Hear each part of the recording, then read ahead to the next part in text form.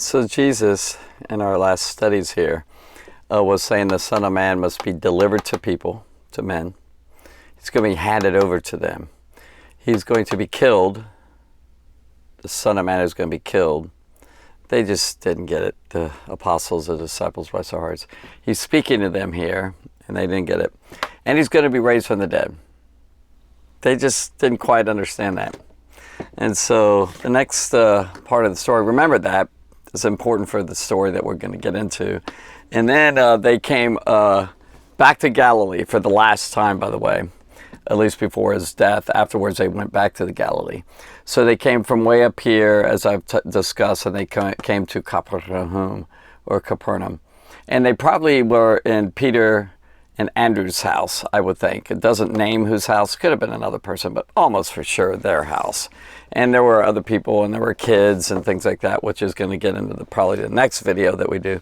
So while they were in there, or on the way, as they were traveling, Jesus is ahead of them. Most of the time a rabbi, like the rabbi would walk and the disciples would follow them. I don't think that happened with Jesus all the time. They hung out. He walked with them.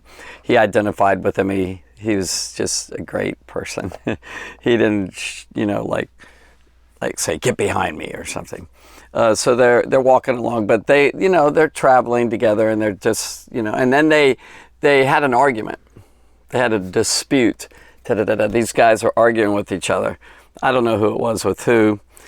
Chances are the three, remember Peter, James, and John, maybe the others are saying, what happened to the mount? Oh, we can't tell you that. We can't do that. Maybe there's pride, almost for sure.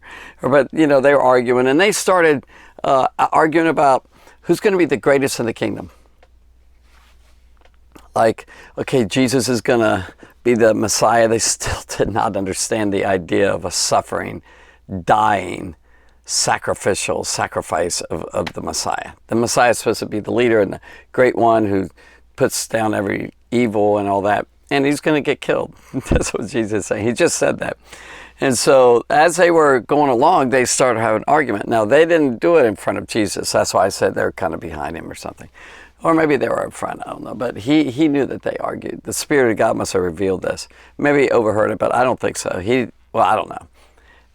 I don't think so, because when he asked them, well, let's get into it. It says, when he came to Capernaum, and being in the house, so it was in the house, he's in private discussion now. Remember in Galilee, in the past, he used to travel and heal and all that. Now it's no healings, no preaching to the crowds. This is the last time he visits Capernaum. This is the last time he was in Galilee. And he didn't stay there, I don't think, long. We're getting to the end, of what Jesus, his purpose is to die. So it says, let's see, where are we? And he says, oh my goodness. Oh, and he came to Capernaum. And it says, what was it that you disputed among yourselves? You were arguing about. What were you arguing about? What's the discussion? By the way, that Greek word could be discussion or arguing. In this context, I think they were going at it pretty heated. Good hot discussion there, kind of arguing. And it says, but they held their peace. Shh. They all got quiet, because they knew what they were talking about wasn't good. Otherwise, they would have spoken up. Oh, we were wondering about this. Nah. They were arguing about who's going to be the greatest, and they were ashamed at this point. Silence. Now, Jesus didn't go on. He addressed it, and he answered their question about their argument. Who's going to be the greatest? Maybe they were thought, well, maybe I'm going to be, or Peter, or whatever. They were arguing about who's going to be the greatest, because they thought they were going to be officials in the kingdom of Jesus, kingdom of God. And by the way, they ended up becoming officials. There's 12 thrones, and they're up in heaven. Well, let's see. Yeah, they'll sit on the thrones and judge Israel. And anyway, let me go on. So, and then it says they held their peace, for by the way, they were disputing. It explains it that they were arguing. And Jesus did this. He sat down. So Jesus sat down, and then he called his disciples to him. This is a formal sit-down teaching. Rabbis sit, teachers sit, and then they sat down, probably lower than him. Kind of the idea that this is an official rabbi-teacher thing. This is very common. It was how they did it. You know, rabbis, when they're about to teach their learners, their pupils, their students, they sit down. And then he did this. He says, if any of you desire to be first, what do you think he's going to say? If you want to be first, you want to be the greatest and all. He said, if you'll be the first, the same, this person shall be last of all. And servant of all. Last and servant. Wow.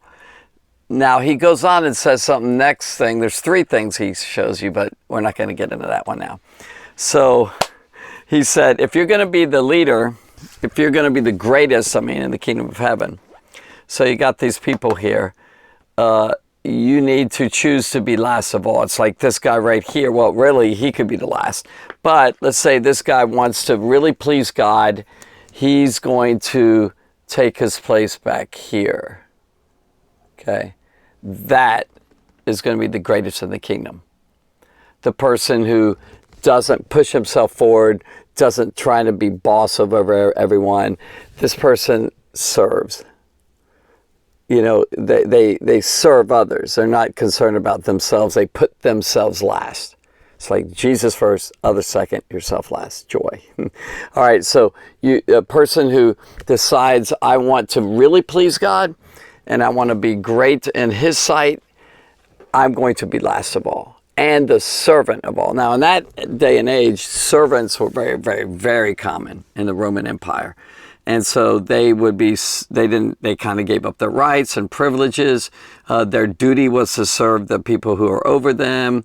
And so that's what they did. They really submitted themselves. This is a great person in the kingdom. A person, consider yourself, are you serving everybody or are you serving yourself? Are you seeking for other people's needs met or yours? Or are you seeking to make them happy or you happy? It's really servant to God first, and then servant to others second, and then yourself last. Put yourself last. Person is last of all. And then this is the next one. I am going to say this with this picture here. It talks about a child. So servant is last, servant, child. Now we're going to get into that later, like I said. But for right now, let's go a little deeper with me. Stay with me just a little bit longer. So what does this mean? See, the world is different than God's kingdom. I think you figured that out by now, but maybe you haven't. The world is different than God's kingdom. The world that we live in, the systems of the world, they seek for honor and high position and all position. They want recognition. Hey, look at me, look at me. They want attention. So honor, position, recognition, attention. That's what the world wants. They want to be honored. They want to be everyone to say, look how wonderful that person is. See, self is in there.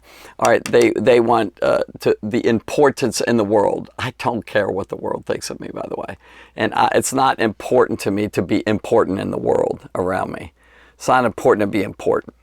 You want to please God. You want Him to be important to everyone else. It's a submission to Him. Power. People want position and power. They want power over others, so they get rich to get power over others and all. See, it's all about themselves. They want to be exalted, raised up, lifted up. They want status. They want to be in a position, a place where people say, wow, look at that person. That person's important. Now, the thing is, you are important. God made you. That's enough right there. But, He has a plan for your life. And He wants to use you in a wonderful way. But your importance is about revealing Him and showing Him off, not yourself. And you are important, so that doesn't mean you're not important, but you don't try and be important. It's okay to try and do stuff for people and all that, but for their sake, not for your sake. Okay, so they exalt themselves. They want status. They want to be the leader. They want to be the leader. They want to be the boss. Now, God could definitely call you to be a boss and call you to be a leader. Maybe He's gifted you in that way, but it's His gift. It's His call. It's not about you trying to do it yourself. You want to serve people. A lot of times, a person who serves in a company and they're really serving, they end up going up the ranks, but you're not doing it for going up the ranks. Okay, like getting up higher and higher. If that happens, that's okay. It's not wrong. Just don't let it go to your head and think, look at me. So the people want to be popular to others. They want all this recognition and popularity. Ambitious for what I can get in this and gain in this world. The person who's a Christian is just opposite. Has a sense of losing stuff for others. They don't try and gain everything they can get from others and from what the world has to offer. They're not ambitious. Self-centered is the big problem. That's a bottom line right there. They're self-centered. The world is self-centered. People of the world are self-centered. They're not Christ-centered. God's kingdom, on the other hand, I decided to put it all in S's. And there's more things than these 9 things. Selfless, not self-centered, but let's start right there, selfless. It's less of self. I want him to increase. I want me to decrease. It's not about me. It's not about my pleasure, pleasing myself. It's not about me getting things for myself. I want to please him. I want to be selfless, not selfish and self-centered. Okay, so serving is a big thing. This is what Jesus said. Whoever's the greatest in the kingdom is the one who serves everyone. They live a life of serving everybody. Everybody they meet, they want to serve. All. And by the way, the greatest in the kingdom, like there's different levels in the kingdom of God. Christians are serving others, but then the one who serves all of it, everybody they meet, and they serve by doing things, even by giving their money away and all that, to that they're serving others even across the world they never met. That is the greatest in the kingdom. And so if you want to be great in God's sight, in other words, pleasing, and you want to greatly please him, then you serve. Suffering. Jesus just mentioned, see, this is a sad thing. He just mentioned, remember I said this? He just mentioned that he's going to be killed and there's suffering. He's going to be delivered. Son of Man is going to be delivered and all into the hands of others. He's talking about all this horrible stuff. And they're talking about who's going to be the best. Who's the greatest. Contemplation should be, what is Jesus saying? They should have asked him questions, by the way. And they did ask questions at times that they should have said, what do you mean? What do you mean? And he's talking about going down and suffering, and they're talking about going up and who's going to be the greatest. Who's going to be right up there by Jesus? Who's going to be on either side of the throne of Jesus serving? And by the way, that happened in another story in the future. But anyway, a couple of them actually did. The parent actually said, are you going to, she was asking Salome of James and John, sons of thunder. She was actually asking Jesus, can they be put on the right hand and the left hand in the throne? Anyway, suffering. This a person in God's kingdom is seeking to suffer. Meaning they're willing to be persecuted. They're willing to go through suffering for Jesus. They're willing to suffer for others. They're willing to suffer by giving up their sins, which they really want, things that they like to do, and it's not good. They go through suffering. Sacrifice. Jesus sacrifices life. A person who is a Christian sacrifices time. In other words, they don't do what they want to do. They sacrifice their time for the sake of others. They sacrifice their money instead of paying for themselves. They pay for others. Sacrifice.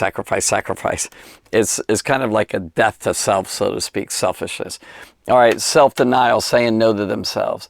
Another one is second place or third or fourth or fifth. Remember that picture I just showed where you go to the back of the line, you don't try and push into the first all the time. Second place, they want others to get, praise and recognition, and they want to serve them.